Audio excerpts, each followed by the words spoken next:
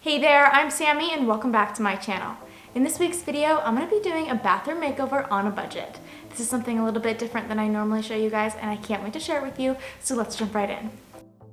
Here is what we are starting with, a before, so you guys can get a really good idea of what I'm working with in this makeover. In today's video, I'm going to be painting the walls, redoing the floors, adding new fixtures, and completely redecorating this bathroom, all on a budget. Jumping right in, I needed to remove everything so that we were working with a clean slate. So I removed all the decorations, fixtures, things like that. The goal here is to try to utilize the things that we already have. Tools that you might have in your shop, products that you may already have. We're gonna reuse old hardware. You get the idea. I wanna try to keep this low spend, but give it that high quality feel.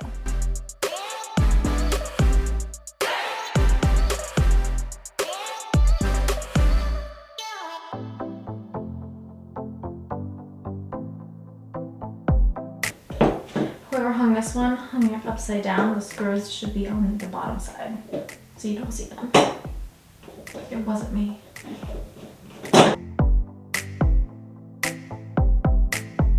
I'm gonna try to take off this mirror now because I have a new mirror for this and I need to figure out how to take this off. So, first step in this process, my concern is that it will break. So I have some tape and I'm gonna tape it on the front so that if it does, there's something to hold it together, hopefully. I made sure to tape this mirror really well. I was honestly pretty nervous about this part because I've never taken off a mirror like this, but I just took my spatulas here and I began wiggling them in around the edges. You can see here as it kind of starts to separate from the wall. And I was going really slowly, trying not to apply too much pressure to break the mirror, but I wanted to slowly pry it off of the wall, and soon enough it came off.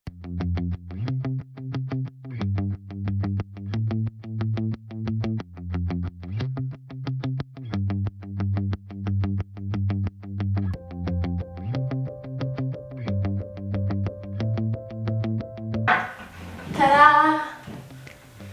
We did it. We did it. We did it. Hooray! Yeah, we did it. Alright, now I'm going in with some spackle, filling all the holes on the walls or screw holes. I'm going to fill these old holes because I have new mounts for new ones. We're going to fill this whole mirror area and then we're going to let that dry before we paint.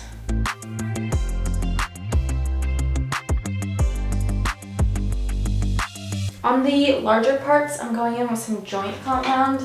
This is just some stuff that I had on hand. You can get smaller containers of this if you are in need of it, but if you just have small screw holes, spackle will do just fine. All of these larger areas you see on the wall here will get covered up with the new mirror that I have for it, but it kind of just gives me peace of mind filling them and at least smoothing them over. They won't look perfect, but they will look better than they look now.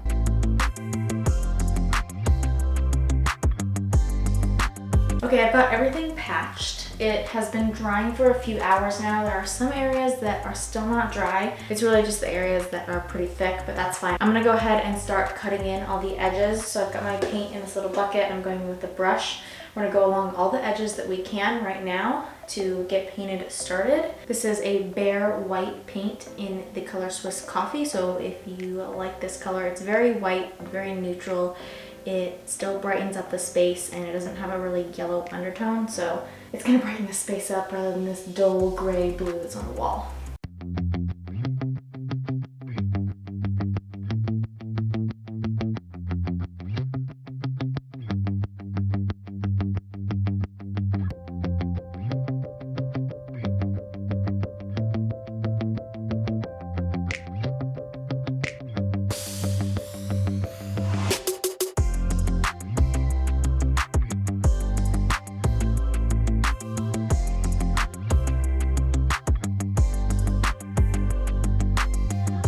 Everything's been drying for a while now. It's ready to sand. I'm going with my sanding block. We're gonna make everything smooth and then we're gonna get a coat of paint on this.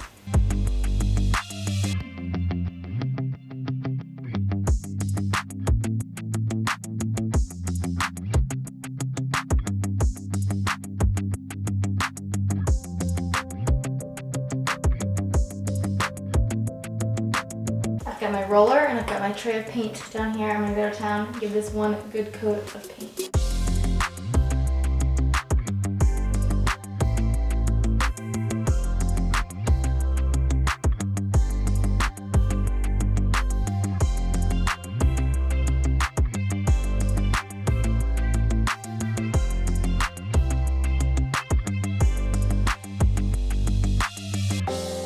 While all the paint's drying, I'm gonna get started on the vanity. I'm gonna be painting this, and I think I'm gonna go with a faux wood look on this. I think it's just gonna look the best.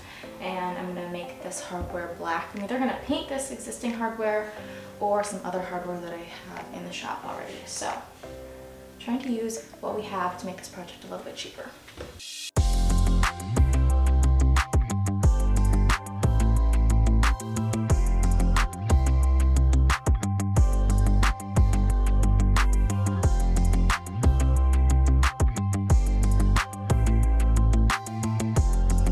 Got those off. Now I'm going in with a primer. I'm going in with my Zinsser Bullseye 123 primer because I'm not going to be sanding this, so I want a primer that's going to adhere to a non-sanded surface. I want to make sure that we have a really clean surface, so I did go ahead and wipe this down so that this will adhere as well as it can, and we're going to give it the best shot. So mix this up a little bit. I have a little paintbrush, and I am going in with a paintbrush on this because I'm not really worried about brush streaks because I'm going for a faux wood look on this. So really it's just going to add to the look and give it a little bit more dimension if there is any streaks, but overall it should level out.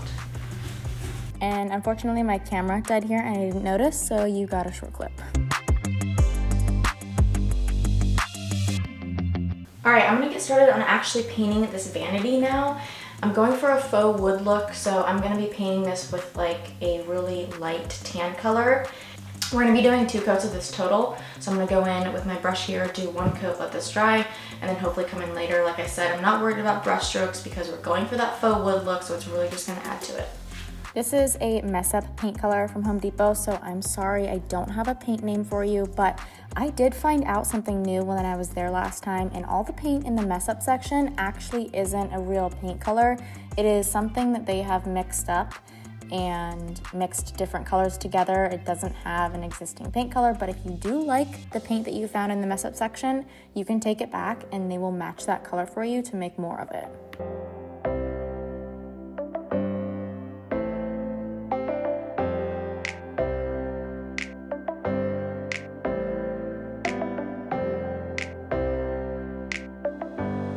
All right, now we're actually getting into the faux wood part of this, and I'm trying to use what I have on hand. So I've got a little throwaway chip brush here. I'm gonna use this to apply it, and then if I want some more streaking in it, I've been going in with this. And we're gonna be doing this in sections to make it look even more realistic. So we're gonna do some sections going one direction, some going the other, as a normal door or piece of furniture would look. Wood is gonna be going in different directions. We want it to look as real as possible, so we're gonna do that when we paint. So this is a paint sample that I had on hand, but the color wasn't perfect to me, so you see this gel stain sitting here. It's in the shade Mahogany, and I did mix some of that in with the paint to give it a more brown undertone, and I think the color was pretty good overall, and I was just trying to utilize products that I already had, so this will do. The paint sample is in the color Cardamom Spice.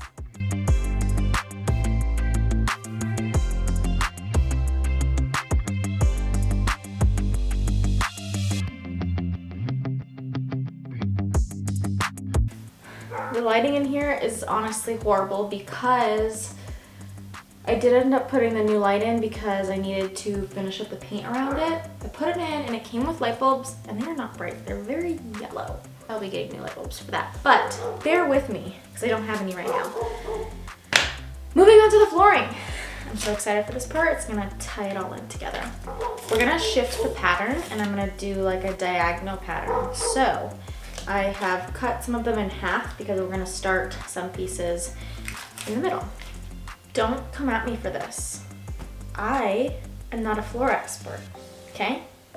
This is a DIY home project, and if you want to do it a different way, you can do it a different way. I have thoroughly vacuumed and cleaned my bathroom floor, and I'm sticking these directly on top of the old flooring. I've done it before, and it's worked perfect, so don't come at me, like I said. We are also going to be grouting this, so I have some grout and I have some spacers, so we're going to space all of these as we lay them down, and then afterwards we'll grout it. 1, I feel like it holds much better, and 2, it makes it look more realistic if there's actual grout line in between the tiles, so that's what we're gonna do.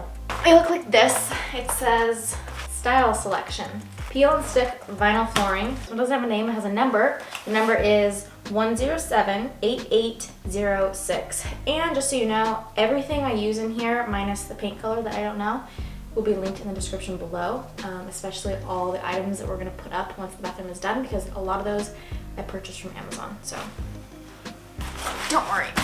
I'm really just eyeballing this, but I think I'm gonna start in the center. I can kind of go off the existing lines. Like I said, because there's already flooring here that is laid and it is straight, I'm gonna be using those lines to set up my pattern. So I evenly placed this tile here, and that's gonna set me up for the rest of my pattern, and everything should line up accordingly. From here, I got my spacers and I placed them in between so that we would have that grout line for later, and then I just began placing my tiles. I went ahead and I placed as many full tiles as I could before going in and cutting the rest of the pieces, but overall this process went pretty quickly.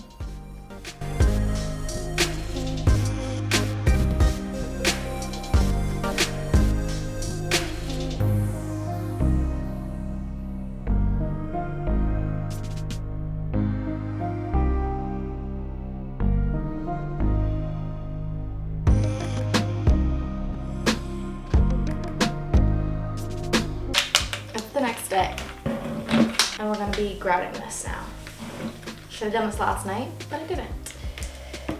So I have pre-mixed grout, and this is stuff that I've had on hand. Grout is honestly pretty cheap, especially if you get the dry bag and mix it yourself. It's pretty cheap, but I went ahead and got the pre-mixed one, and I've had it for a while and it's still good. So I have my little spreading spatula here. This is what I'm going to use to apply it. This grout is in the color Delorean gray. And I have a bucket in my bathtub of water. You ideally should have 2 buckets, but I have 1 bucket right now. You should have a bucket of clean water and your bucket designated to dirty water, and then 2 sponges. I have 1 in my bucket and I have 1 here. Whew. We're gonna work with what we got. I'm working with a really small space, so honestly I'm not too worried about it, but I'll show you as I go. So I just began filling the lines with grout, and a lot of times it does help if you go across or in a diagonal pattern to fill those grout lines. If you go straight along with it, it tends to wipe some of that grout out along with the spatula.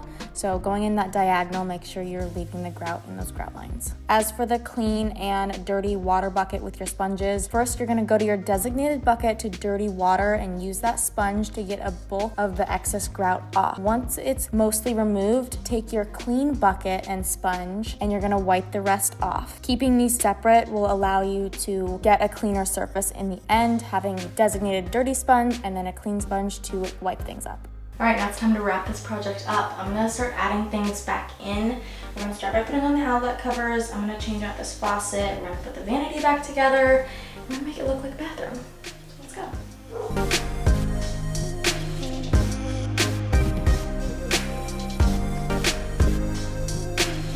If you guys are looking for a good way to quickly make over your bathroom, changing the mirror, the fixtures, and the lighting will make a huge difference. I got a modern light fixture, a modern mirror, and then nice and matte black fixtures, including a new faucet, and that made a world of a difference. And these are all easy changes to make. You can replace your mirrors.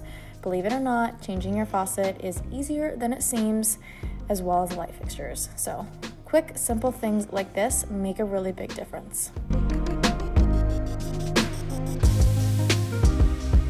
Then the vanity doors were dry, so I went ahead and got those back on, and it was all starting to come together.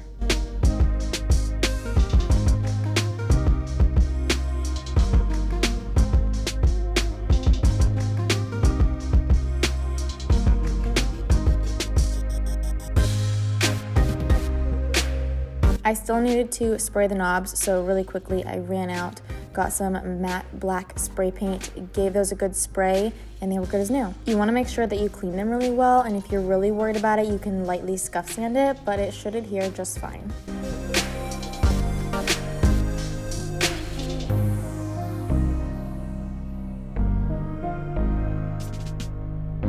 Now I'm just going in, adding the final touches, the decor items, everything to make this bathroom look complete. And I am so pleased with the way it turned out. I can't wait to show you guys.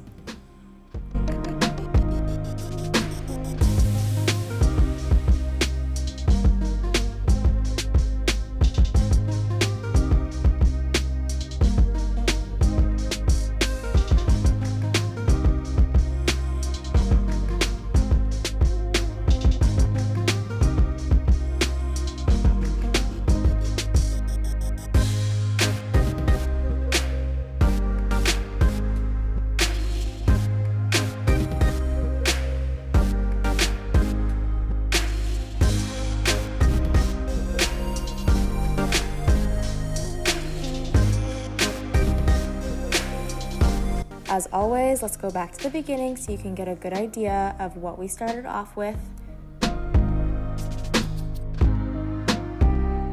so that we're really able to appreciate what we're ending with.